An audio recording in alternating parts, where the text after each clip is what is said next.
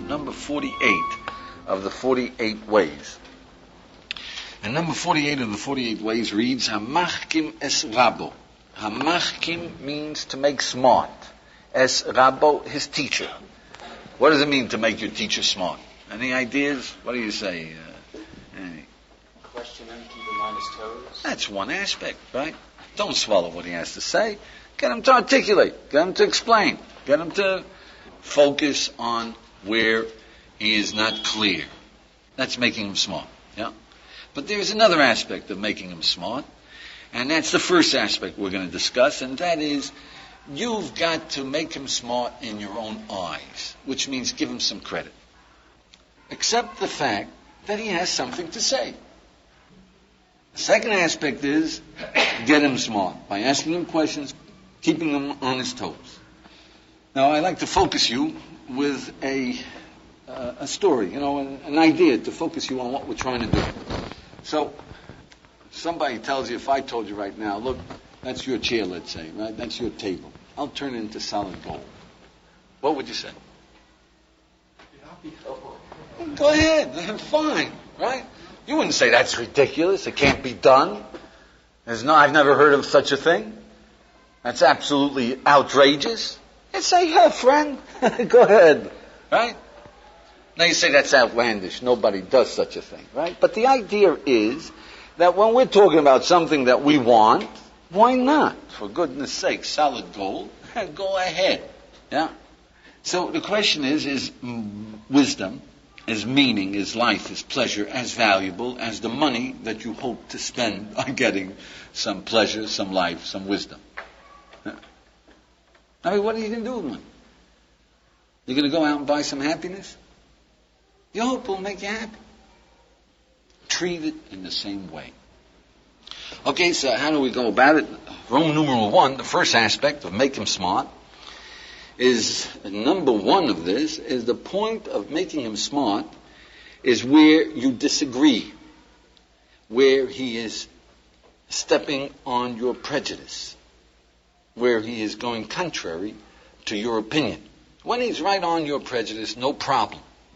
We would go along with him right on. You're telling me, where he is on to your desire, no problem. The idea of making him smart, when is it important?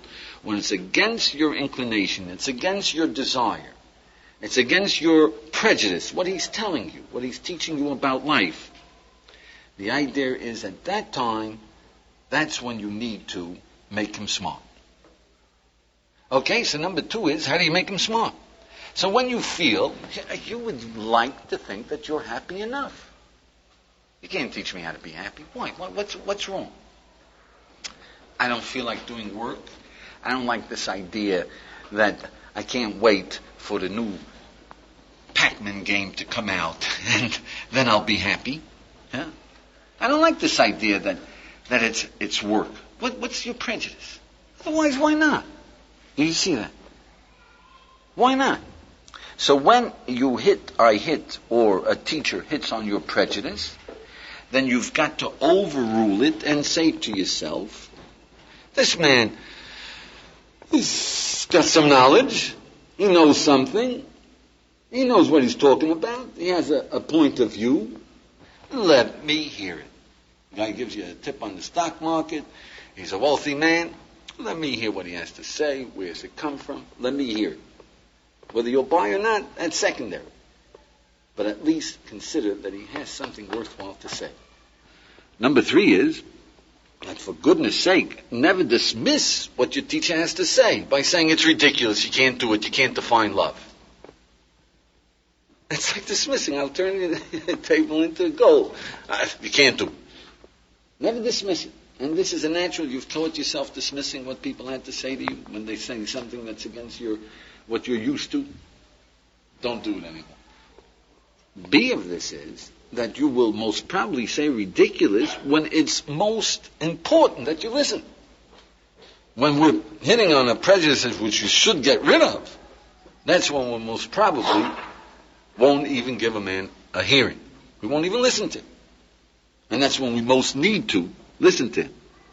So C of this is, remember, if the man has taught you something, we're talking about a teacher, if he's taught you something, he is likely to be just as smart as you are. He's not going to say something that's ridiculous. And when you are prejudiced, when you're upset by what he says, you're not as smart as you usually are. So, if a man has got something, he's taught you something, he has some wisdom, he's not as smart as you, but when you're prejudiced, you're not being smart. So override that ridiculous, it's impossible, can't be, I know better. Override it. Number 4, that in order to do this well, in an accomplished professional manner, you have to have a deep appreciation you're making some mistakes. You're not perfect. Maybe, in this case, you're making the mistake. Maybe you don't know what you think you know. Can't prove that there's a God? Are you sure? You have proof that it can't be proven? Maybe you're making the mistake. B of this is, definitely, certainly, if you're not so sure that you're right, you're not so sure that you can't define love, or that you can't know what you're living for, or that you can't prove God, you're not that sure, you don't have proof. So what are you saying ridiculous? A man's talking, he says, I can do it, yeah? It's silly. And C of this is, it's particularly important when you realize that perhaps you have a sneaking suspicion, or you really think it can't be done. Yeah? You really think that the other guy is right, and you'll say it's ridiculous. That's really the power of schizophrenia that's within us. Yeah? We can say it's ridiculous when we have a sneaking suspicion that the guy is going to tell me something which makes sense, which is true. It's very important, otherwise you're defeating yourself. All right, number 5 is that in Judaism we say if you have a real teacher, what is a real teacher? Somebody who's taught you a lot of wisdom, somebody who's consistently taught you things that make sense, then never really dismiss what he has to say even after you've given him a hearing, unless you convinced him that he's wrong. Give him another chance. Think it over. Tackle him again. Machkim es Rabbi, he's as smart as you. Who's making the mistake? But whatever he says to you, it's ridiculous, you've proved it, you've got the evidence, he's wrong. If he hasn't agreed with you, then what's wrong? You go back, that's Jewish, that's the discipline of having a teacher.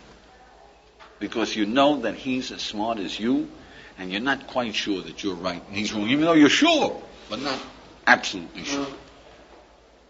So you got to tackle him again, and it's also a question of loyalty, but that's a different one of the 48 ways. Question of loyalty, he's helped you so much. Help him a little, yeah, if he's given you wisdom. But here it's machkim es Rabbi, make him smart. He's smart. He's taught you.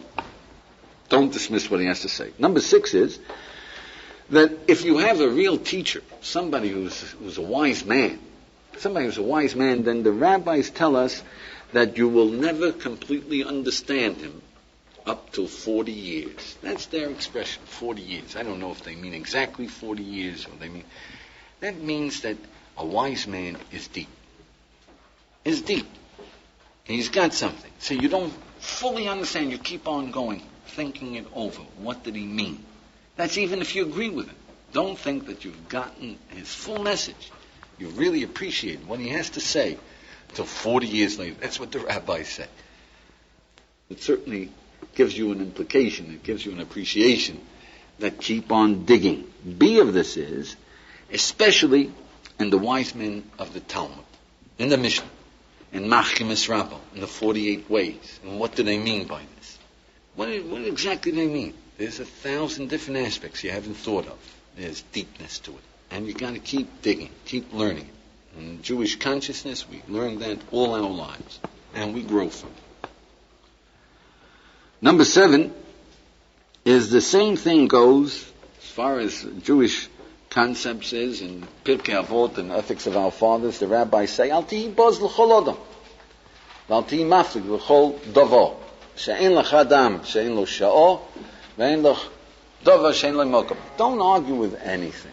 Don't be baz means contemptuous of any man's opinion. You don't know. Mikol malamdai hiskalti, from all those who taught me I learned. Human beings have wisdom. It's not your teacher, but don't say the idiot, the fool.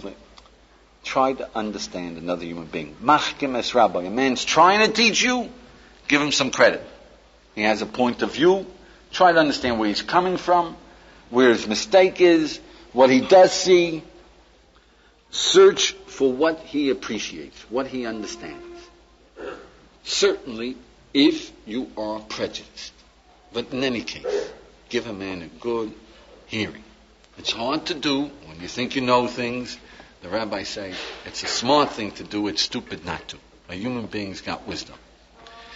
A technique for doing this which will help you tremendously in your conversations with friends or people who are trying to tell you something is play the devil's advocate. You know what the devil's advocate is? Be a lawyer. Be a lawyer in his defense. You don't agree with him, but give me 10 reasons that he's right. Yeah. I say you should stay in the yeshiva for 2 years. Yeah? Minimum. What are you talking about? Ridiculous. First, give me 10 reasons that I'm right. Get into my framework. You understand? Number 8, for living, it's very essential when you're emotionally upset and you're fighting with your parents and they say you're wasting your life. You're fighting with your children and they say you're breaking my back. Yeah? You're fighting with your friends and there's emotional tension. Yeah? Very important. Give 10 reasons why they are right. So you'll understand that point of view. You'll understand where they're coming from. Yeah. Well, you say play the devil's advocate for the opposition. So isn't it logical when your Christian friend comes up to you and he starts arguing, rather than go to a yeshiva, you go to his seminary and then you understand what he's So Peter, that's why I explained to you. Peter was asking, play the devil's advocate, right? Fine. So that's why and why not for the Christians? So I explained that when a man, love all humanity, right? When a man is attacking you, you're in danger, not love, hate, right? That's why the Almighty gave us hate, yeah? Because we're in danger, hate. That's the way to fight. Now, hold it. I'm not saying that you should hate a guy who's got a different opinion. But why do we say, I don't want to talk? Danger. I'm going to have to give up my career. I'm going to have to give up the girlies. I'm going to have to give up the comfortable life. Oh, danger. I don't want to talk. Yeah? Danger. Danger of what? I'll find truth. Play the devil's advocate. Does that make sense? Danger of giving up comfort? Play the devil's advocate. Give the guy a hearing. Yeah? But here, a guy's coming to you, Christians. I don't know how to discuss with these people. I don't know where they're coming from. I don't know my own religion. I don't know how to make decisions. Right? Yeah? Danger. I'm sorry, I don't want to discuss. But what are you going to say to the guy? I don't want to discuss. What's the matter with you? You say, look, friend, I don't know my own concept of God, my religion's concept of God. I don't know my my mind. I don't know how to think. I have to learn how to think. I'll go to a yeshiva. That's where I got to check it out. I just want to tell you a little story. We once had a guy, before I had yeshiva, I was one of the first rabbis, American rabbis in Israel, who was living here 22 years ago. So a fellow walked in, somebody sent him to me because that was the address. His name was David Cohen from Kew Gardens. David, if you hear this on a tape, get in touch with me. He was a medical student, and in the university, I forget which university, he was a Reformed Jew. He had no particular allegiance to Judaism. He was a humanitarian. He had friends, how they came. And he happened to get a couple of friends, witnesses. You ever hear the witnesses? Right? They're very, very dedicated missionaries.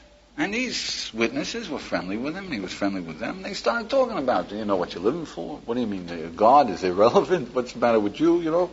And they hit home. It made sense.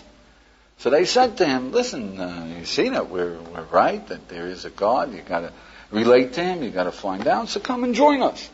He says, wait a moment. Before I join you guys, I got to find out what Judaism is about. We also talked about God. Yeah? Did we ever talk about God? We also talked about God, right? You remember? Right? I got to check it out. So he came to Israel to check it out. That's 1 in 1,000. You follow? Otherwise, the guy says, oh, boy, pray with us. Hey, prayer is real. Oh, Yoshka. Yeah, prayer is real. Hey, Elohim, Jews, come back. Hey, meditation is real. Oh, come, we got it. Come. That's loyalty. Does that make sense? That's loyalty. Let's check it out. Where do the Jews come from? Pardon me, you wanted to say something? Well, you were on the subject of, let's say a Christian friend comes up to you and says, learn about Christianity. Well, it seems to me you go to a university to learn science, a yeshiva to learn Judaism. Why wouldn't you go to him to learn a little bit about Christianity? Why wouldn't you go to a yeshiva? Yeah, but the question is, you ask, why shouldn't you go to a Christian to learn Christianity? Certainly wouldn't want you to learn Judaism from in Moscow University, right? You should go to Jews to learn about Judaism. You're 100% right. Go to Christians to learn Christianity. But don't learn Christianity before you learn Judaism. That's all I said. Yeah? Now you say, okay, so Rabbi, you know Judaism, so why don't you go learn Christianity? I know Judaism. Why don't you go learn Christianity? Why don't you go learn Moonism? Why don't you go learn Buddhism? Why don't you go learn... My friend, that is an American concept. A big mistake. Americans think that you don't know what you know until you've heard all the different versions of reality. In Judaism we say, you know what you know. You know what you know. You don't have to hear anything else. I don't have to hear all the different opinions about happiness or about love to know what I mean when I say I love you. I know. Hey, that's it. I got it. You don't have to hear all the different opinions as to whether you got 10 fingers or 11 or 12 or 15. I got 10 fingers. You want to prove to me that I got 12? Very interesting. Please. Yeah? I know who I am. You want to prove to me that I'm a flying snake? I'm not afraid. Please. Let me have the proof, but I don't have to go through all the versions of what human beings are. Monkeys, ants, snakes. I know who I am. So if you know something, you don't have to find out where other people are coming from. You follow? If you know why you know it, what's the evidence? On what do you base it? If you believe something, then don't find out what other people believe. Find out why you believe what you do. At any rate, we're going back to 8, is that it's essential to know when you are emotionally upset with parents, when you're prejudiced against your friends, your children, give 10 reasons that they are right. Give your parents, particularly your wife. You're going to get married, you're going to have some arguments. Give 10 reasons that she's right. Then you'll try to understand her point of view. Do you understand? Otherwise, dong. Machgemes Rabbi. She's got something to say, give 10 reasons that she's right. Am I making sense? Very important. Then you get into the wavelengths. Do you follow what I'm saying? That you'll get into where she's coming from. Even if she's wrong. But there's a reason that she's coming at you. Yeah? So you've got to go through 10 reasons. B of this is that it's a terrific technique of healing rifts. If you walk over to your parents and you say, look, these are the 10 reasons I've thought of that you're right. Would you mind giving me 10 reasons that I am right? Do you see that no argument can last under those conditions? Are you skeptical? If you walk over to your parents, you say, look, I got to decide what career that I want. Yeah, and they say, well, you don't know enough, and you've got to do what we're telling you. Yeah. All right, so you give them 10. You are much more mature. You have a lot of experience in living. You know a lot more about careers than I do. 10 reasons that they're right. Yeah. And then you hope that they'll give 10 reasons. A man has to make his own decision until what time, how old are you before you choose your own career, etc. But you'll understand each other. Are we? You see that? Okay, number 9 is that, my friends, the same thing goes for the Jewish people. And that means, give us 10 reasons that we're right. 10 reasons that we're right for remaining Jews. 10 reasons that we're right for being loyal to the Torah before you dismiss us. It's loyalty. You really should give us 100 reasons that we're right. After all, we are the educators. We are the teachers of humanity. And you are included in humanity. We've taught you human rights, shalt not kill, love your neighbor, we are our brother's keepers, tolerance. We taught the world. That's a teacher. Give us credit. Yeah? Number 10 is, the same thing goes for your Creator. You got to take it up to your Creator. Give him 10 reasons that he's right. Don't hold no grudges. Think 10 reasons that he's right. He's right about the Holocaust. No, 10 reasons. Figure out. Merciful God, just God, he's right. That's tough, huh? He deserves at least an advocate, a lawyer. Be his lawyer. Yeah? Does that make sense? 10 reasons that he's right about throwing you down the stairs. Yeah? Yeah? 10 reasons. Try to get into his wavelength. Yeah? If you believe in God, you understand that's what you have to do. If you got a grudge against him, doesn't make sense. All right, Roman numeral 2 is make him smart. That was Roman numeral 1, how to use and consider him smart. But Roman numeral 2 is make him smart. So number 1 is make him smart is be critical. Don't swallow. For goodness sake, don't swallow. One of the proofs of Torah from Sinai is that the rabbis intentionally made misstatements to their students. Misstatements in logic, misstatements in facts. In the Talmud. And why? Why would the teachers do that to their students? So the rabbis say, l'chiduda, to sharpen them. What does that mean, to sharpen them? Because they had a class, they had 50 in the class, 1,000 in the class, and they say, do you understand? Do you agree? Do you see that? And woe to the fellow who said yes. What do you mean you understand? How the heck do you understand something that's not understandable? That's keeping you sharp, on your toes. So that's really a wise man who puts in a little bit of a twist in the thing to make the students check it out. Don't want zombies, parrots, tape recorders.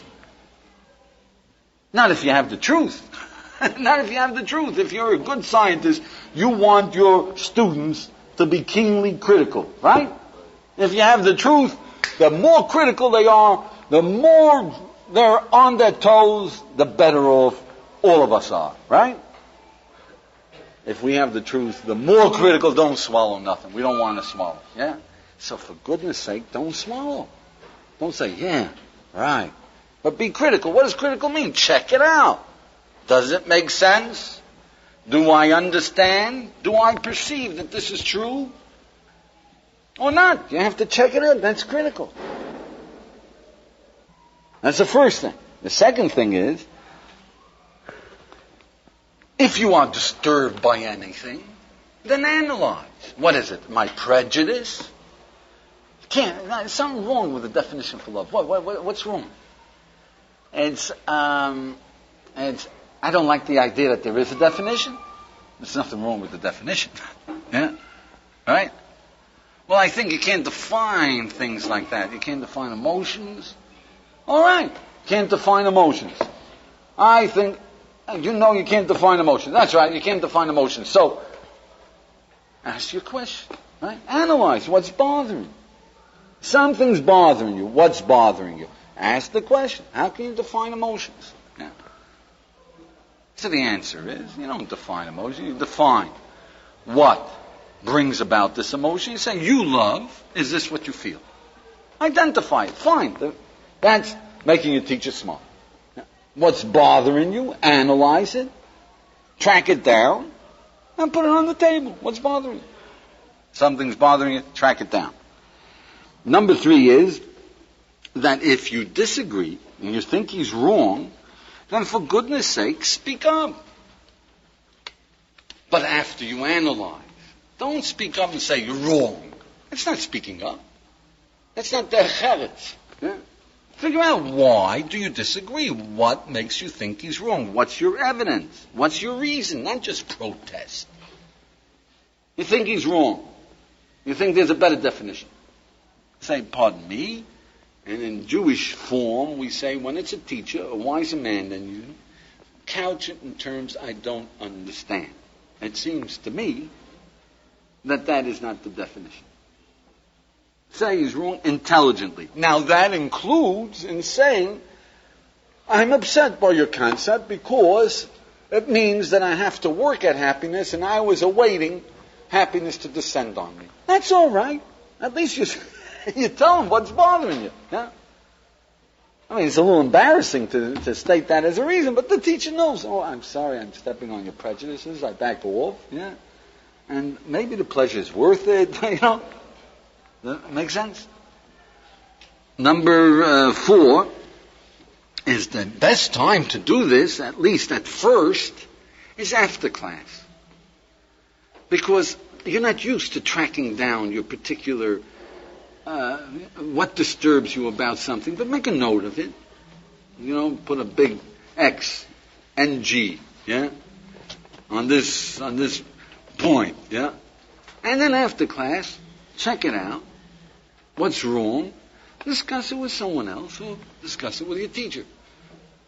But doesn't mean at class you can say, I'm not trying to turn off the questions, yeah? But you'll feel more comfortable. You're not comfortable asking questions, and it doesn't really make sense if you can't track down exactly. You're not used to tracking down what's bothering you. Something that he's saying is off. What's off? Disagree with you? So make a note, track it down, think it over, analyze it, what's wrong, and you'll get it. And then you come back. You say, look, this is why I think that you're wrong. And to a teacher, you should say, pardon me, I don't understand. It seems to me.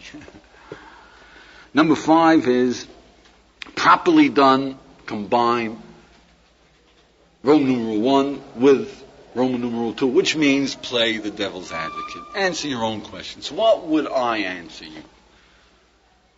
Take my role. Am I making sense?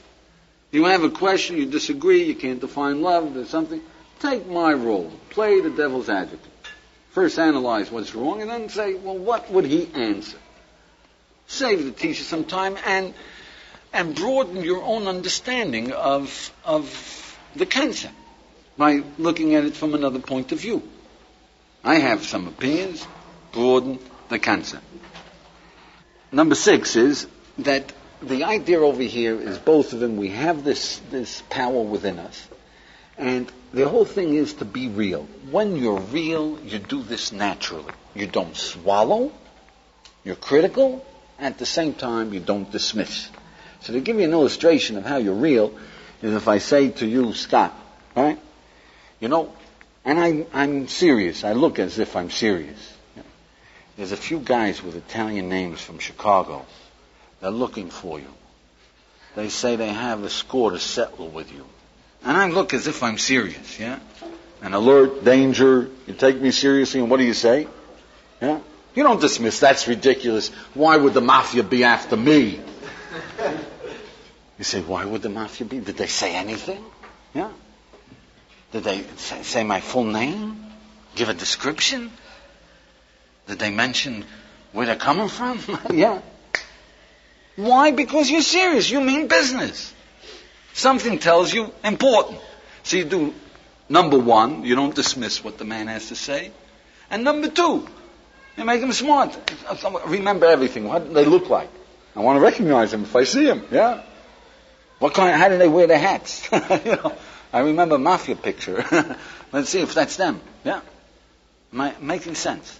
So anything that you take seriously, if you're real, somebody tells you, I'll teach you how to love humanity. I'll teach you how to know what you're living for. If you're real, you say, hey, this is important. This is important, that's real. Then naturally, what are you going to do? You're not going to say ridiculous. Even if it's outlandish. That true? You're going to check it out. You're going to ask him, what do you mean living for? What does that mean? I'm going to get I want to get a degree. That's not what I'm living for. What? Is that something disturbing me? You'll analyze it. You'll check it out. You'll come up with I'll give you proof that there's a God, that there's a heaven and hell. That's worse than the mafia, right? Don't say, ridiculous. So, wait a moment. What are you talking about? How do you know? Where's it coming from? Right? You do both naturally. If you're real. If you take concepts as realities and appreciate their heaviness. Okay, number 7 is to give you the concept of how even the most ridiculous statement, we mentioned it in the beginning, even the most ridiculous statement, just because we're real, it's heavy, we treat with respect. And I focus your attention again if I tell you, you have a knapsack, there's nothing very precious in it, I'll turn it into solid gold. There isn't a human being around who'll tell me, that's ridiculous, that's stupid, I don't want to have nothing to do with you. Yeah? Everybody will say, fantastic, friend. Marvelous. Go ahead. No, it's ridiculous statement. If there ever is a statement that's ridiculous, that's a statement that's ridiculous, yeah? But at the same time, because we're a little real, I got nothing to lose. Gold is gold. There's really no danger around here, right? Go ahead.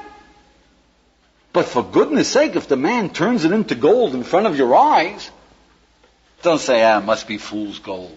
No, come on. Wow, I never expected this, yeah? All right, later you'll assay it, yeah? You'll see whether it's real gold or whether it's fool's gold, bronze, burnished as gold. I mean, don't go and try to sell it right off as solid gold, yeah? Right? But what are you going to ask him? You got any more tricks? How'd you do that? Yeah? So you said, this guy is going to teach me how to be happy. That's ridiculous. Define happiness. That's ridiculous. No sweat. No danger. Go ahead. Define it. Hey, that makes sense. Check it out later whether that's really the definition. Don't swallow. This is mind-boggling. You can walk through my whole life thinking you can't define love. And love is something that happens to you. And here's this guy coming along and saying the Jewish people lived 3,500 years with the concept you can define love. Give him a hearing. It works. Say, how do you do that? Please explain to me. Why am I disturbed? That's the way to be real. That's the way to be real. The assignment for today is, you've picked up something. You've been here a day, you've been here 2 days, you've been here 5 days. You've picked up something. Take the 5 most precious pieces of wisdom, play the devil's advocate. This is something that you need for living. You give 10 reasons you need it for living, and machkim es rabo. Jewish people says so, the Torah says so, or Rabbi Noach says so, yeah? Fine. Make him smart. What's wrong? Analyze what's bothering you about this. Why aren't you using it? What's wrong? That's the assignment. Now, why do we need this? So, one of the things that we say is that human beings are essentially lazy. If we're not lazy, if we're real, we already showed you, you do 1 and 2 naturally. Somebody says the mafia is after you and he's semi-serious, he looks serious. You look again, you check it out, you ask him questions. If you're serious about living, and you got to be serious about living, check it out, ask your questions, don't dismiss anything, and you got to be serious about living. If you're not serious about living, you're not going to make it. But number 2 of the reasons why is that essentially human beings are shallow. You have to always be cautious. Always be cautious that you're getting the full depth of something. Only by asking questions, listening to people and considering them smart and deep. Then you can get to a deeper level of understanding. Rabbis say it takes 40 years to really understand what your teacher says, because he's coming with something finished. It takes 40 years. The third reason we need it is, like most of the 48 ways, you need it because we're prejudiced. To get rid of prejudices, whatever we've bought is holy. Whatever you've bought is holy. Do you see that? Wherever you come from China, communism is holy. You come from America, capitalism is holy. Or you're not, society isn't so much for capitalism anymore. Okay, so socialism is holy. Whatever you come from. So you get over your prejudices and to see truth, you have to be able to listen to another human being. Now, we just finished the 48 ways, but we haven't finished the 48 ways, because there are 48 ways. So tomorrow we'll go on 49, and then on number 50, and then I'll explain to you how come there are 48 ways, and how to turn your knapsack into gold. You have been listening to the 48 Ways to Wisdom.